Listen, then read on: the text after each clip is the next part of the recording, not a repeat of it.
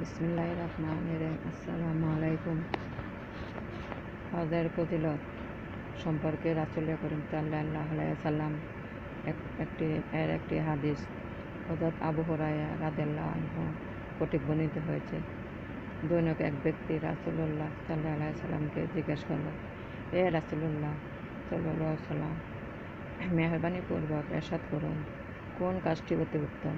রাসূলুল্লাহ সাল্লাল্লাহু আলাইহি ওয়াসাল্লাম তা বললেন, আল্লাহ এবং তার রাসূল সাল্লাল্লাহু আলাইহি ওয়াসাল্লামের প্রতি সুদৃঢ় ঈমান রাখা। প্রশ্নকারী বলল, তারপর কোনটি উত্তম কাজ? হযরত মুহাম্মদ সাল্লাল্লাহু আলাইহি ওয়াসাল্লাম বললেন, আল্লাহর রাস্তায় জিহাদ করা। প্রশ্নকারী আবার জিজ্ঞেস করলেন, তারপর কোন কাজটি ভালো? রাসূলুল্লাহ সাল্লাল্লাহু আলাইহি ওয়াসাল্লাম বললেন, হজ। হযরত আবু হুরায়রা রাদিয়াল্লাহু আনহু হতে বর্ণিত এক ব্যক্তি হাদিস হতে বর্ণিত হয়েছে, যে ব্যক্তি হজ আদায় করেছে, অর্থাৎ বিধিমতো হজ সমাদা করেছে, এর মধ্যে কোনো রকম গুনাহ কার্য, বেহুদা কথা কিংবা কারো প্রতি কোনো অশ্লীল গালিগালাজ ইত্যাদি প্রয়োগ করেনি, সে ব্যক্তি হজের পর এমনভাবে গুনাহ হতে মুক্ত হয়ে দেশে প্রত্যাবর্তন করবে যেন সে এইমাত্র মাটি গর্ভবতী ভূমিষ্ঠ হয়েছে। হযরত আবু মুসা আশআরী রাদিয়াল্লাহু আনহু হতে বলেন, রাসূল করিম সাল্লাল্লাহু আলাইহি ওয়াসাল্লাম ইরশাদ করেন, আজী লোকের সুপারিশ ও দোয়া পরিবারে বা কবিলার 400 লোকের জন্য কবুল করা হয়। ওই সমস্ত লোক শ্রদ্ধা প্রসূত শিশুর মতো বেগুনাগার হয়ে যায়। রাসূল করিম সাল্লাল্লাহু আলাইহি ওয়াসাল্লাম আরও ইরশাদ করেন, যে ব্যক্তি মক্কা শরীফ উপস্থিত হইয়া বাইতুল্লাহ শরীফ তাওয়াফ করত, সাফা মারওয়া পাহাড়দ্বয়ের মধ্যে সাই করে চুল কর্তন করে, সে ব্যক্তি এমনভাবে গুনাহ হতে মুক্ত হয় যেমন সে মাতৃগর্ভবতী ভূমিষ্ঠ হয়েছে।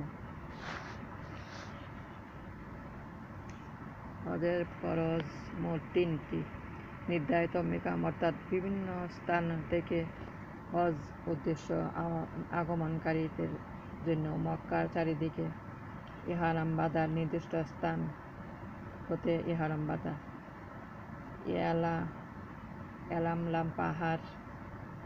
এলামলাম পাহাড় বাংলাদেশ তথা ভারত উপমহাদেশ থেকে যারা সামুদ্রিক উড়োজাহাজে চড়ে হজে আসেন তাদের জন্য মিকাত হিসাবে চিহ্নিত। জেদ্দা বন্দরে জাহাজ পৌঁছার সাধারণত 2 দিন পূর্বে এই পাহাড়টি দৃষ্টিগোচর হয়। বিমানে যারা হজে ভ্রমণ করবেন তারা বিমানে আরোহণের পূর্বে ইহরাম বেঁধে নেবেন।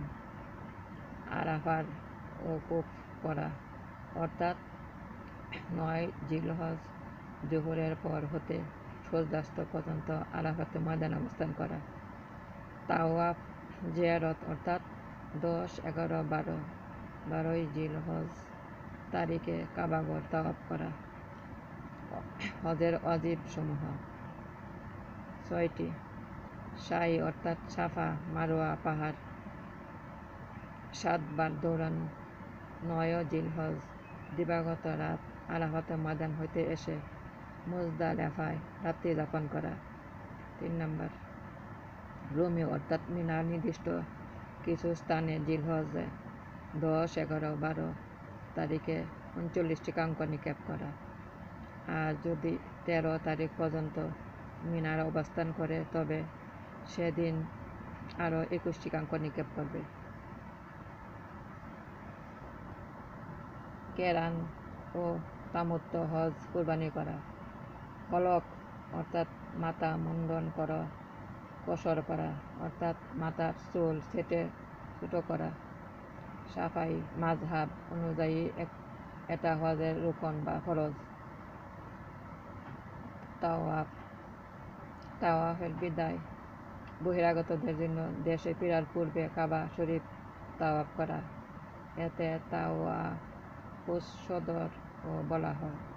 প্রকাশ থাকে যে এছাড়া ইহারাম, তাওয়াফ, তাওয়াফে রুমি এবং হজ অন্যান্য অনুষ্ঠান আরও কিছু অজীব কাজ রয়েছে যথা স্থানে বর্ণিত হবে। হজের সুন্নত মোট 15টি। বহিরাগত যারা ইফরাদ ও কেরান হজের নিয়ত করেছেন তাদের জন্য তাওয়াফে কুদুম করা, সাই সমা, 2 সবুজ চিহ্ন মধ্যবর্তী স্থান, পুরুষদের জন্য একটু দ্রুত বেগে চলা, ইমামের জন্য 3 স্থানে খুতবা দেওয়া। ওই স্থান হলো 7ই জিলহজ মক্কা, 9ই জিলহজ আরাফা এবং 11ই জিলহজ মিনায়, 8ই জিলহজ দিবাগত রাতে মিনার রাত যাপন করা, 9ই জিলহজ আরাফাতের দিন সূর্য উদয়ের পরে মিনা থেকে আরাফাতের উদ্দেশ্য যাত্রা করা, আরাফায় ওকুফ করার উদ্দেশ্য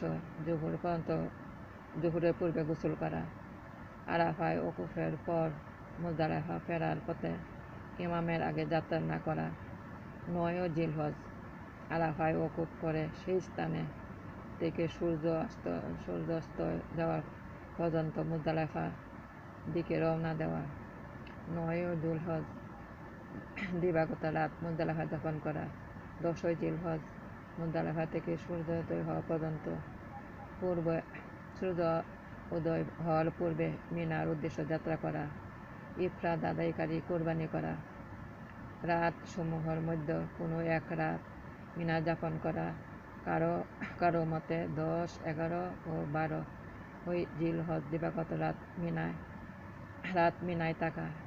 এটা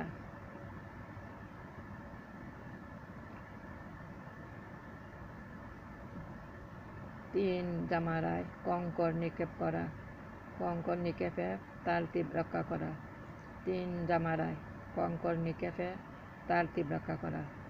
মিনা থেকে প্রত্যাবর্তনকালে মুহাসাব নামক স্থানে অতি অল্প সময়ের মধ্যেও হলেও যাত্রাবিরতি করা, এতে মতভেদ আছে। হজের সময় সুন্নত গোসল করা। হজের সময় নিম্ন কয়েক সময়ে গোসল করা সুন্নত, যেমন ইহরাম বাঁধার পূর্বে, মক্কা শরীফে প্রবেশের পূর্বে, কাবা শরীফ তাওয়াফের পূর্বে, আরাফা মুজদালিফা ওকুফের পূর্বে, জিলহজ 10, 11 ও 12 তারিখের জামারায় কঙ্কর নিক্ষেপের পূর্বে। বিসমিল্লাহির রহমানির রহিম। আসসালামু আলাইকুম।